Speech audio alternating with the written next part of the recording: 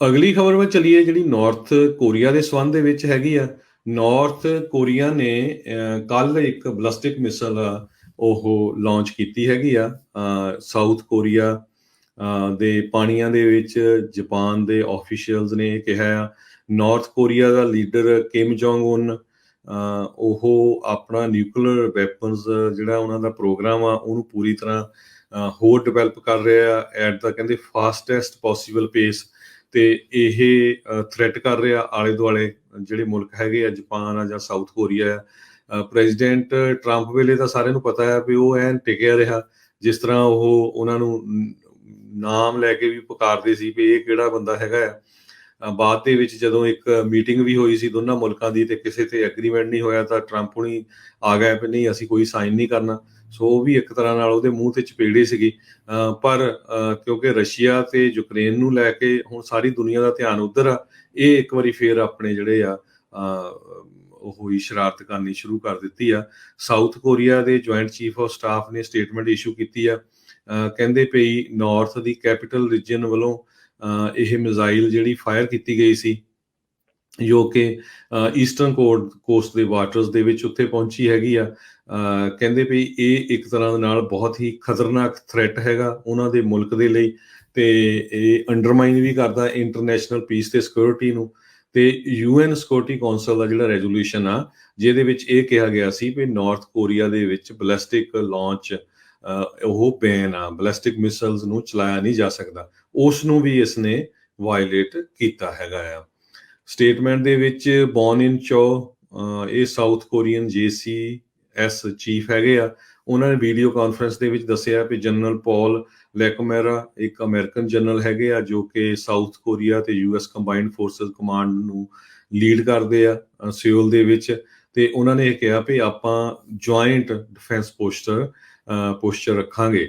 Japan ਨੇ ਵੀ detect ਕੀਤਾ north Korea ਨੇ ਲਾਂਚ ਕੀਤਾ ਸੀ ਤੇ ਉਸ ਨੇ ਜਾਪਾਨ ਨੇ ਵੀ ਇਸ ਦਾ ਖੰਡਨ ਕੀਤਾ ਹੈਗਾ ਵੀ ਇਹ ਨਾਰਥ ਕੋਰੀਆ ਆ, ਇਹ ਬੰਦੇ ਨਹੀਂ ਬਣ ਰਹੇ ਹੈਗੇ।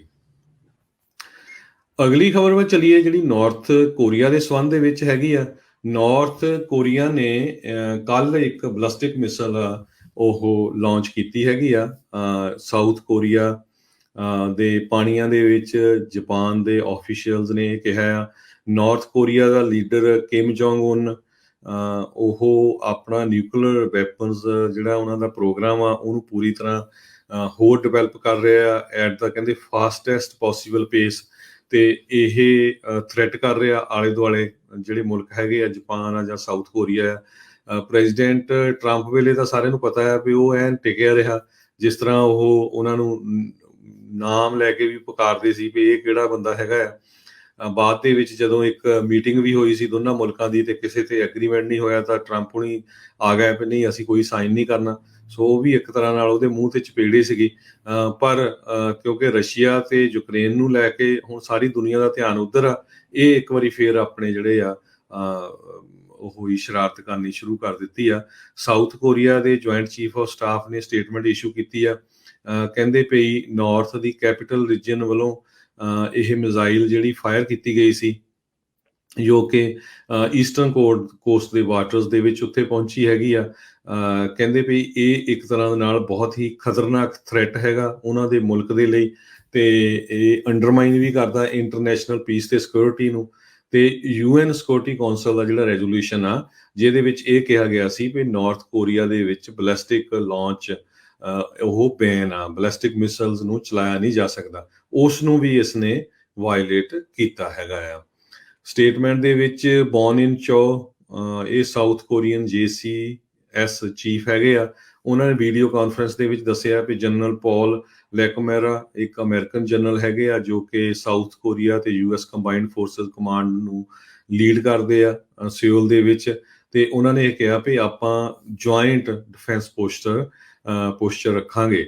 ਜਾਪਾਨ ਨੇ ਵੀ ਡਿਟੈਕਟ ਕੀਤਾ ਨਾਰਥ ਕੋਰੀਆ ਨੇ ਲਾਂਚ ਕੀਤਾ ਸੀ ਤੇ ਉਸ ਨੇ ਜਾਪਾਨ ਨੇ ਵੀ ਇਸ ਦਾ ਖੰਡਨ ਕੀਤਾ ਹੈਗਾ ਵੀ ਇਹ ਨਾਰਥ ਕੋਰੀਆ ਆ, ਇਹ ਬੰਦੇ ਨਹੀਂ ਬਣ ਰਹੇ ਹੈਗੇ।